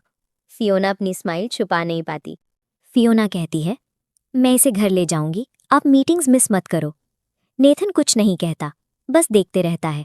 बाद में बोर्ड मीटिंग के दौरान वो फोन निकालकर टेक्स्ट करता है, लूना कैसी है? रिप्लाई तुरंत आता है, बेटर है, रेस्ट कर रही है। फिर एक फोटो, लूना बहुत क्यूट लग रही है। नीचे लिखा है, वो अपने डैड को मिस कर रही है। नेथन स्क्रीन देखकर स्माइल कर देता है। विंसेंट पीछे से सब नोटिस करता है और बस स्माइल करती है। शाम को दोनों ऑलमोस्ट सेम टाइम पे घर आते हैं। फियोना लूना को बेड में सुलाती है। डिनर टेबल पर ऑकवर्ड साइलेंस है। नेथन वाइन का ग्लास रखते हुए कहता है, तो मुझे अवॉइड कर रही थी है ना? फियोना धीरे से नॉड करती है। नेथन सीरियस टोन में कहता है, मैं उस दिन के लिए सॉरी हूँ, मैंने गलत तरीके से बात की। फियोना सरप्राइज से उसे देखती है। मुझे ये कंट्रोल नहीं करना चाहिए था कि तुम किससे मिलो या कहाँ काम करो। नेथन कंटिन्यू करता है, मैं फिर से ऐसे नहीं करूँगा, प्लीज़ मेरी अपॉलॉजी एक्सेप्ट करो। फियोना की आंखें सॉफ्ट हो जाती हैं। आई एम सॉरी टू, मुझे लगा मैं आपको बस प्रॉब्लम्स दे रही हूँ, इसलिए मैं दूर रहने लगी। नेथन तुरंत कहता है, मैं कभी नहीं चाहता था तुम ऐसा फील करो। वो कुछ सेकंड्स चुप रहते हैं। फिर फियोना कहती है, मैं आपको माफ़ करती हूँ। नेथन उसका हाथ जेंटली पकड़ लेता है। कल मैं तुम्हें कहीं ले जाना चाहता हूँ, जाओगी? फियोना हल्का सा स्माइल करती है, हाँ ज़रूर। अगले दिन नेथन फियोना को एक एक्सक्लूसिव ज्वेलरी बुटीक ले जाता है। Sales associate sparkling wedding bands catalogue सामने रखता है। नेथन कैटलॉग फियोना को देता है। तुम रिंग नहीं पहनती थी इसलिए ऑफिस में किसी को पता नहीं था तुम मैरिड हो, वो कामली कहता है। मैं इतना जल्दी में था कि प्रॉपर रिंग लेना भूल गया। अगले स्प्रिंग हम प्रॉपर वेडिंग सेरेमनी भी करेंगे, वो ऐड करता है। Real celebration. फियोना शॉक से उसे देखती है। Actual ceremony? नेथन नॉड करता है, हाँ, तुम डिजर्व करती हो। वो रिंग फियोना की फिंगर पे स्लाइड करता है। Perfect fit. वो एक दूसरे को देखते रहते हैं। रात को घर आकर फियोना स्टेयर्स की तरफ बढ़ती है। मैं टायर्ड हूँ, सीधा सो जाऊंगी। नेथन उसका आर्म पकड़ लेता है। 1 मिनट, तुमने 7 दिन मुझे अवॉइड किया था, क्या तुम्हें नहीं लगता तुम मुझे कुछ ओ करती हो? फियोना इनोसेंट फेस बनाती है। क्या? नेथन हल्की सी स्माइल करता है। 7 दिन का लॉस्ट टाइम। वो उसे अपनी बाहों में उठा लेता है। नेथन, मुझे नीचे रखो। फियोना हंसती है, लेकिन वो बस ग्रिन करता है और बेडरूम की तरफ चला जाता है। सीन टेबल पर खुलता है, दोनों गेम खेल रहे हैं। फियोना लीड ले लेती है। चलो बेट लगाते हैं, अगर मैं जीती, नेथन स्मर्क करता है, तो मैं तुम्हारी कोई भी विश मान लूंगा। अगर मैं जीता, फियोना टीज करते हुए बोलती है, तो आज रात फिर इंटीमेट होंगे? नेथन आईब्रो रेज करता है। एग्जैक्टली। फियोना हंसती है, कल रात इनफ नहीं थी, मैं बस तुम्हारे साथ ज्यादा टाइम स्पेंड करना चाहता हूँ। फियोना थोड़ा ब्लश करती है। फाइन, लेकिन कल मैं बिजनेस ट्रिप पर जा रही हूँ, लूना का ख्याल रख लोगे? ऑफ कोर्स, नेथन कहता है, लेकिन तुम मुझे हरा नहीं सकती। गेम इंटेंस हो जाता है और फाइनली फियोना जीत जाती है। यस, मैं जीत गई। नेथन कामली डिफीट एक्सेप्ट करता है। फियोना लूना को जेंटली स्ट्रोक करती है, फिर नेथन की तरफ मुड़ती है। मेरी विश ये है, अगर तुम कभी इंटीमेट होना चाहो, कोई बेट की जरूरत नहीं है। नेथन का एक्सप्रेशन सॉफन हो जाता है। लेकिन अब मुझे पैकिंग करनी है। जाते वक्त वो इंस्ट्रक्शंस देना शुरू करती है। लूना को दिन में 2 बार खाना और फ्रेश वाटर देना, रोज थोड़ा खेलना, ट्रीट्स कैबिनेट में है। नेथन सर हिलाता रहता है। फियोना रुककर कहती है, और इस बार उसे ओवरफीड मत करना। अगले दिन नेथन होम ऑफिस में काम कर रहा होता है। लूना सॉफ्टली मियाओ करते हुए अंदर आती है। नेथन उसे उठाकर डोर के बाहर रख देता है। बाहर रहो, मैं बिजी हूँ। 5 मिनट बाद वो फिर आ जाती है, उसकी आर्म से रब करते हुए। नेथन फिर से उसे बाहर रख देता है। मैंने कहा ना, बाहर रहो। तीसरी बार लूना और ज्यादा जोर से मियाओ करती है। नेथन उसे उठाता है, फिर रुक जाता है। उसे याद आता है कैसे फियोना उसे जेंटली होल्ड करती थी। उसका एक्सप्रेशन सॉफ्टन हो जाता है। ठीक है, रह जाओ। वो लूना को अपनी लैप पर बिठाता है। किचन जाकर उसे खाना देता है, शायद थोड़ा ज्यादा। फिर उसके साथ फोटोज लेता है। वो फोटोज कियोना को भेजता है। मैं लूना का अच्छे से ख्याल रख रहा हूँ, देखो। वर्क ट्रिप पर फियोना होटल रूम में बैठी होती है जब फोन बज करता है। वो फोटोज देखती है और तुरंत स्माइल कर देती है। उसकी कोवर्कर पूछती है, इतना स्माइल क्यों? फियोना फोन दिखाती है। मेरे हस्बैंड ने भेजी है। कोवर्कर हंसकर कहती है, तुम दोनों एक लविंग कपल लगते हो, रिलेशनशिप को और स्ट्रॉन्ग करो। फियोना की स्माइल हल्की पड़ जाती है। वो अंदर ही अंदर सोचती है, ये रियल मैरिज नहीं है, सिर्फ कॉन्ट्रैक्ट मैरिज है। बालकनी पर खड़ी वो धीरे से एडमिट करती है, मुझे नेथन के लिए फीलिंग्स हो रही हैं जो नहीं होनी चाहिए। घर पर नेथन बेड पर लेटा है। लूना उसके पास कर्ल्ड अप है। उसका माइंड फियोना पर चला जाता है, उसकी लाफ, उसकी आंखें, उसकी क्लोजनेस। तभी फोन बज करता है। मैं कल वापस आ रही हूँ, शाम तक घर पहुंच जाऊंगी। नेथन के फेस पर जेन्युइन स्माइल आ जाती है। अगले दिन वो लूना को मीटिंग में भी साथ रखते हैं। ब्रेक में दोनों बनाना खाते हैं। बाद में लैपटॉप ऑन करता है, स्क्रीन ब्लैंक। वो नीचे देखता है, लूना ने चार्जिंग कॉर्ड चू कर दिया है। वो डैमेज देखता है, फिर लूना को। नेथन फियोना को फोटो भेजता है, तुम्हारी बेटी ने मेरा चार्जर डिस्ट्रॉय कर दिया। फियोना का रिप्लाई तुरंत आता है लाफिंग इमोजीज के साथ, ओ नो, मैं वापस आकर नया ले दूंगी। नेथन टाइप करता है, जरूरत नहीं, बस तुम वापस आ जाओ, वही काफी है। अगली शाम फियोना घर आती है और शॉक्ड हो जाती है। उसका बेडरूम कंप्लीटली कैट पैराडाइज बन चुका है। हर जगह cat beds, scratching posts, toys. Nathan, ये सब क्या है? वो हैरान होकर कहती है, इतने सारे। नेथन थोड़ा ऑकवर्ड लगता है। मुझे नहीं पता था लूना को कौन सा पसंद आएगा, तो मैंने सब ले लिए। फियोना को याद आता है, उसने सिर्फ एक नाइस होम मांगा था। वो आगे बढ़कर कहती है, ये स्वीट है, थोड़ा ज्यादा है पर स्वीट। फिर वो रुकती है। वेट, मैं कहाँ रहूंगी? नेथन कामली कहता है, ग्रैंडमा अगले हफ्ते आ रही हैं, अगर हम अलग रूम्स में सोए तो उन्हें डाउट होगा। ओह राइट, गेस्ट रूम की जरूरत नहीं है। वो उसे अपने बेडरूम तक ले जाता है। दरवाजा खुलते ही फियोना देखती है, उसकी सारी चीजें ऑलरेडी वहां सेट हैं। क्लोथ्स, बुक्स, स्किन केयर, सब नीटली अरेंज्ड। तुमने ये सब किया? वो सॉफ्टली पूछती है। Thank you. नेथन हल्की सी स्माइल करता है। मैंने पहले ही कहा था, ज्यादा थैंक्स कहोगी तो पनिशमेंट मिलेगी। वो उसे लिफ्ट कर लेता है। नेथन, फियोना हंसती है। दिनों की दूरी के बाद दोनों फाइनली क्लोज फील करते हैं। अगली सुबह फियोना लूना को स्ट्रोक करती है। लूना, अपने डैड को बाय बाय कहो। नेथन उससे देखकर कहता है, तुम थोड़ी ज्यादा हैप्पी लग रही हो, मैं जा रही हूँ इसलिए। फियोना अंदर ही अंदर सोचती है, मैं थोड़ा रिलैक्स कर लूंगी। नेथन उसकी चिन लिफ्ट करता है और उसे किस करता है, आई मिस यू। फिर वो चला जाता है। शाम को फियोना एमा के पास जाकर सब कन्फेस करती है। मुझे नेथन के लिए फीलिंग्स हो रही हैं, वो कहती है। ये सिर्फ कॉन्ट्रैक्ट नहीं लग रहा। दूसरी तरफ नेथन अपने होटल रूम में अकेला है। काम पर फोकस करने की जगह उसका माइंड फियोना पर ही अटक रहता है। उसकी स्माइल, उसकी वार्मथ। वो अचानक उठकर बैठ जाता है। मैंने दिमाग खो दिया है। कोल्ड शावर के नीचे खड़ा वो खुद से कहता है, ये सिर्फ फिजिकल अट्रैक्शन है, बस इतना ही। लेकिन अंदर ही अंदर उसे पता है, बात उससे ज्यादा है। रात को रोबोट अनाउंस करता है, फियोना, तुम्हारे हस्बैंड कॉल कर रहे हैं, आंसर करना चाहोगी? फियोना तुरंत फोन उठाती है। नेथन? दूसरी तरफ से स्लर्ड आवाज आती है, फियोना। वो तुरंत समझ जाती है, तुम ड्रंक हो? हाँ, नेथन धीरे से मानता है, क्लाइंट्स के साथ ड्रिंक्स की थी। फियोना हल्का सा डांटते हुए कहती है, हैंगओवर सूप पिया था?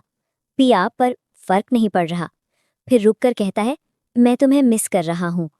फियोना का दिल सॉफ्ट होते हैं। आंखें बंद करो, वो कहती है, सोने की कोशिश करो। क्या तुम कॉल पर रहोगी? हाँ। वो धीरे धीरे काउंट करना शुरू करती है। 1 शीप, 2 शीप, 3 शीप। नेथन की ब्रीदिंग धीरे धीरे स्टेडी हो जाती है। फोन लाइन पर कनेक्टेड, माइल्स दूर होते हुए भी दोनों साथ ही सो जाते हैं। ओवरसीज होटल रूम में नेथन सिवियर स्टमक पेन से झुककर बैठा होता है। रूम में कोई होते हैं? पेन में वो वीकली मर्मर करता है, फियोना। लेकिन वो उसका सेक्रेटरी होता है। नेथन, मैं आपके लिए सूप लाई हूं, वो ओवरली स्वीट टोन में कहती है।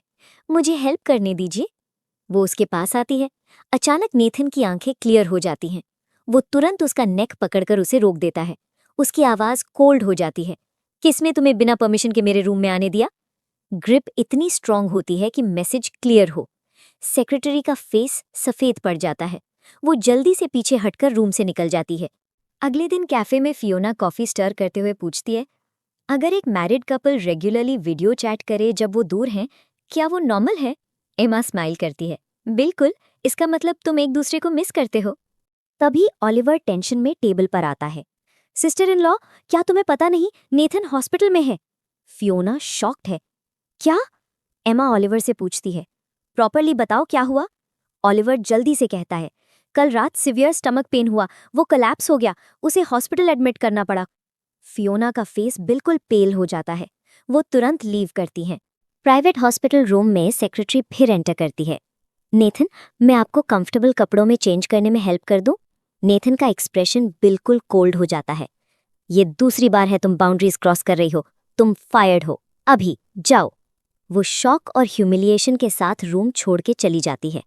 उसी वक्त फियोना अंदर रश करती है। नेथन बिना देखे कहता है, मैंने तुम्हें जाने को कहा था। फिर वो देखता है, फियोना। वो तुरंत उसके पास जाती है। तुम हॉस्पिटल में हो और मुझे बताया भी नहीं? नेथन कहता है, मैंने सोचा तुम्हें डिस्टर्ब ना करूं। फियोना की आवाज हिल जाती है। मुझे ऑलिवर से पता चला, अगर वो नहीं बताता तो मुझे पता भी नहीं होता। वो पीछे हटकर कहती है, अगर मैं तुम्हारे लिए बर्डन हूं तो मैं होटल में रह सकती हूं। नेथन तुरंत उसका हाथ पकड़ लेता है। नहीं, बिल्कुल नहीं। वो उसे अपने पास बेड पर बिठाता है। नेथन डीप ब्रेथ लेता है। मेरी मदर मुझे छोड़कर चली गई थी जब मैं छोटा था। तब से मैं सब कुछ अकेला हैंडल करता हूँ। मैं किसी को नहीं बताता जब मैं पेन में होता हूँ। वो धीरे से ऐड करता है, कल रात वो सेक्रेटरी एडवांटेज लेने की कोशिश कर रही थी, लेकिन टेंशन मत लो, आज के बाद मैं कभी फीमेल सेक्रेटरी हायर नहीं करूंगा। फियोना तुरंत सर हिलाती है। नेथन, मुझे तुम पर ट्रस्ट है। एक इंसिडेंट से सब डिफाइन नहीं होता। तुम जिसे बेस्ट समझो हायर करो। नेथन का एक्सप्रेशन सॉफन हो जाता है। फियोना उठती है। मैं तुम्हारे लिए पानी। नेथन उसे रोककर अपनी साइड पर ले आता है। आज रात यहीं रहो, मेरे पास। नैरो हॉस्पिटल बेड पर दोनों साथ सोए हैं। नेथन झुककर उसे किस करने की कोशिश करता है। फियोना जेंटली उसे रोक देती है। डॉक्टर ने स्ट्रिक्टली रेस्ट लेने को कहा है, 1 महीना। वो फिर ट्राई करता है। इस बार वो ज्यादा फर्मली कहती है, रिकवर पहले, बाकी बाद में। नेथन फाइनली मान जाता है। कि इसकी जगह वो बस उसे अपनी बाहों में ले लेता है। फियोना उसके अगेंस्ट सेटल हो जाती है। उसकी बाहों में नेथन फाइनली पीसफुली सो जाता है। हॉस्पिटल स्टे के दौरान नेथन विंसेंट को देख रहा होता है। आजकल तुम्हारी गर्लफ्रेंड के साथ सब ठीक है?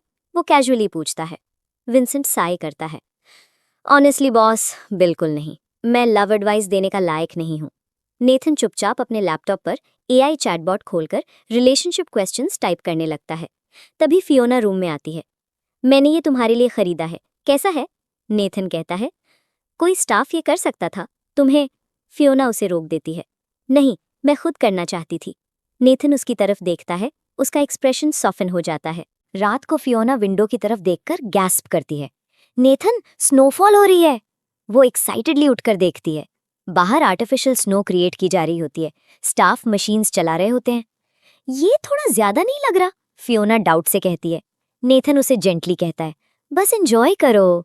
मिडनाइट के करीब दोनों साथ खड़े हैं। हैप्पी न्यू ईयर, फियोना कहती है। Happy new year, Nathan softly reply करता है। फिर अचानक फियोना कह देती है, मुझे तुम्हारे लिए फीलिंग्स है। नेथन स्टिल हो जाता है। फियोना शॉक में उसकी तरफ देखती है। मैंने क्या कह दिया? वो बैक ट्रैक करने की कोशिश करती है, लेकिन देर हो चुकी होती है। नेथन क्वाइटली एक डायमंड रिंग निकालती है। ये मेरी मदर की एंगेजमेंट रिंग थी, वो कहता है। ग्रैंडमा जून में हमारी ऑफिशियल वेडिंग सेरेमनी अनाउंस कर रही हैं। वो रिंग उसकी फिंगर पर पहना देता है। फियोना बस उसे देखती रह जाती है। रात को नेथन सो रहा होता है। फियोना जाग रही होती है। अगर मैंने वो कॉन्ट्रैक्ट साइन नहीं किया होता, क्या नेथन किसी और से शादी करता? ये थॉट उसे तोड़ देता है। कॉन्ट्रैक्ट का रूल याद आता है, लव अलाउड नहीं था। उसने सबसे इंपॉर्टेंट रूल तोड़ दिया है। वो नाइट स्टैंड पर रिंग रख देती है। इस रिंग को अपने ट्रू लव के लिए सेव करो। नेथन ये देख के हर्ट हो जाता है। फियोना सीधा एमा के पास जाती है। मुझे नेथन से प्यार हो गया है, लेकिन कॉन्ट्रैक्ट के हिसाब से मुझे उससे प्यार करना अलाउड नहीं है। एमा कंफ्यूज हो जाती है। लव प्रॉब्लम कैसे हो सकता है? फियोना कहती है, अगर रियल लव हुआ तो हमें मैरिज एंड करनी होगी, ये रूल था। डिवोर्स? एमा शॉक में पूछती है। वो तुरंत अपने लॉयर फ्रेंड को बुला लेती है। लॉयर आते ही फियोना जल्दी से कहती है, मैं डिवोर्स नहीं चाहती, मुझे बस लीगल इम्प्लिकेशंस समझने हैं। फिर वो धीरे से ऐड करती है, मुझे नहीं लगता नेथन मेरे फीलिंग्स रिटर्न करेंगे, मैं वेट करूंगी जब तक वो समझे। एमा उसे सपोर्ट करती है। नेथन एंगेजमेंट रिंग हाथ में लिए सोचता रहता है। उसका माइंड वर्स्ट अज्यूम करता है। शायद फियोना ने मुझसे शादी सिर्फ रीबाउंड में की। शायद वो अभी भी ब्रैंडन से प्यार करती है। तभी ऑलिवर ग्लव्स पहनकर आता है। सिस्टर इन लॉ ने दिए, वो सब स्टाफ के लिए गिफ्ट्स लाई हैं। नेथन का फेस डार्क हो जाता है। सबके लिए? सिर्फ उसके लिए नहीं। नेथन को गुस्से में देख के ऑलिवर चला जाता है। शाम को फियोना घर आती है। नेथन काउच पर लूना को पकड़े बैठा होता है। उसकी आवाज़ टाइट है। मैंने सुना तुमने सब स्टाफ को गिफ्ट्स दिए, पर मुझे क्यों नहीं दिया? फियोना कंफ्यूज होती है। मैंने तो आपको एक स्कार्फ दिया था। नहीं, नेथन कहता है, मुझे कुछ ऐसा चाहिए जो सिर्फ मेरे लिए हो। फियोना तुरंत कहती है, ठीक है, मैं अभी खरीद कर लाती हूँ। वो मुड़ती है, लेकिन नेथन उसकी रिस्ट पकड़कर उसे वापस खींच लेता है। वो डेस्परेटली किस करते हैं। रिलीज करते ही वो इंटेंस आंखों से पूछता है, क्या तुम मुझसे शादी नहीं करना चाहती? सच बताओ। फियोना स्टन्ड हो जाती है। तुम्हें ये किसने कहा? नेथन की आवाज़ टूटने लगती है। फिर तुम क्यों चली गई? रिंग क्यों छोड़ी? फियोना धीरे से कहती है, मेरी पर्सनल रीजंस हैं, मैं आपको बाद में बताऊंगी। फिर वो हिम्मत करके पूछती है, अगर मैंने कॉन्ट्रैक्ट ब्रेक किया तो आप क्या करेंगे? नेथन का जवाब सीधा है, मैरिज एंड करनी होगी, अग्रीमेंट था। रूम में साइलेंस जम जाता है। नेथन का कोल जवाब सुनते ही फियोना उसके हाथ पकड़ लेती है। डोंट वरी, मैं कॉन्ट्रैक्ट ब्रेक नहीं करूंगी, प्रॉमिस। फिर वो उसे जोर से हग करती है, उसका फेस उसके चेस्ट से लगा हुआ। फियोना सोचती है, नेथन, मैं हमेशा तुम्हारे साथ रहूंगी। मैं तुमसे प्यार करती हूँ, चाहे तुम मेरे लिए सेम फील करो या नहीं। नेथन बिल्कुल स्टिल रहता है। अगले दिन फियोना ग्रैंडमा से मिलती है। नेथन लव से इतना डरता क्यों है? ग्रैंडमा की आंखें हेवी हो जाती हैं। वो पहले नॉर्मल हैप्पी चाइल्ड था, लेकिन उसके पेरेंट्स के कार क्रैश के बाद सब बदल गया। वो धीरे से बताती हैं, उसके पेरेंट्स पहले डीपली इन लव थे, फिर उनका रिलेशनशिप टूटने लगा। रोज झगड़े, रोज डिवोर्स की बात। उनकी आवाज़ हल्की हो जाती है। जिस दिन एक्सीडेंट हुआ, वो कार में आर्ग्यू कर रहे थे। इतने गुस्से में थे कि रोड का कर्ब नहीं देखा। कार क्रैश हो गया। फियोना का सांस रुक जाता है। नेथन बैक सीट में था। ग्रैंडमा सॉफ्टली कहती हैं, उसने सब देखा। फियोना इमोशनल हो जाती है। अब उसे समझ आता है नेथन प्यार से नहीं, उसके एंड से डरता है। घर जाते वक्त फियोना का एंकल ट्विस्ट हो जाता है। वो स्टंबल करती है। ब्रैंडन पास ही होता है। फियोना, हॉस्पिटल चलो। नहीं, मुझे हेल्प नहीं चाहिए, वो तुरंत कह देती है। उसी वक्त नेथन वहां पहुंचता है। वो ब्रैंडन को फियोना के पास खड़ा देख लेता है। उसका फेस इंस्टेंटली हार्ड हो जाता है। वो फियोना को कॉल करता है। मैं 10 सेकंड दे रहा हूं, वो डेंजरस टोन में कहता है। सच बोलो, अभी। फियोना जल्दी से कहती है, मेरा एंकल ट्विस्ट हो गया, ब्रैंडन सिर्फ हेल्प कर रहा था, मैंने मना कर दिया, मैं तुम्हारा वेट कर रही हूँ।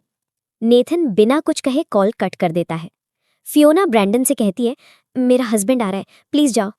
नेथन सीधा आता है, बिना ब्रैंडन को देखे फियोना को लिफ्ट करता है और उसे घर ले जाता है। घर आते ही नेथन उसे जेलसी से किस करता है, डेस्परेट, ऑलमोस्ट रफ। फियोना बीच में सांस लेते हुए पूछती है, क्या हो गया तुम्हें? नेथन उसके लिप्स के अगेंस्ट कहता है, ब्रैंडन को भूल जाओ, सिर्फ मुझे देखो, बस मुझे। वो उसे बेडरूम तक कैरी करता है। वो अपनी सारी जेलसी और फियर उस टच में उतार देता है। अगली सुबह फियोना लिविंग रूम में आती है। नेथन काउच पर बैठा है। उसके हाथ में डिवोर्स लॉयर का कार्ड है। वो उसकी तरफ देखता है। क्या तुम मुझे डिवोर्स करना चाहती हो? नहीं, फियोना तुरंत कहती है, बिल्कुल नहीं। फिर एक्सप्लेन करो। नेथन की आवाज़ टूटने लगती है। ब्रैंडन, लॉयर, तुम क्या चाहती हो? फियोना बोलने की कोशिश करती है, लेकिन नेथन उसे रोक देता है। अगर तुम उसे चुनो, वो डार्क टोन में कहता है, मैं उसे इस सिटी से वैनिश कर दूंगा। नेथन फियोना को अपनी लैप पर खींच लेता है।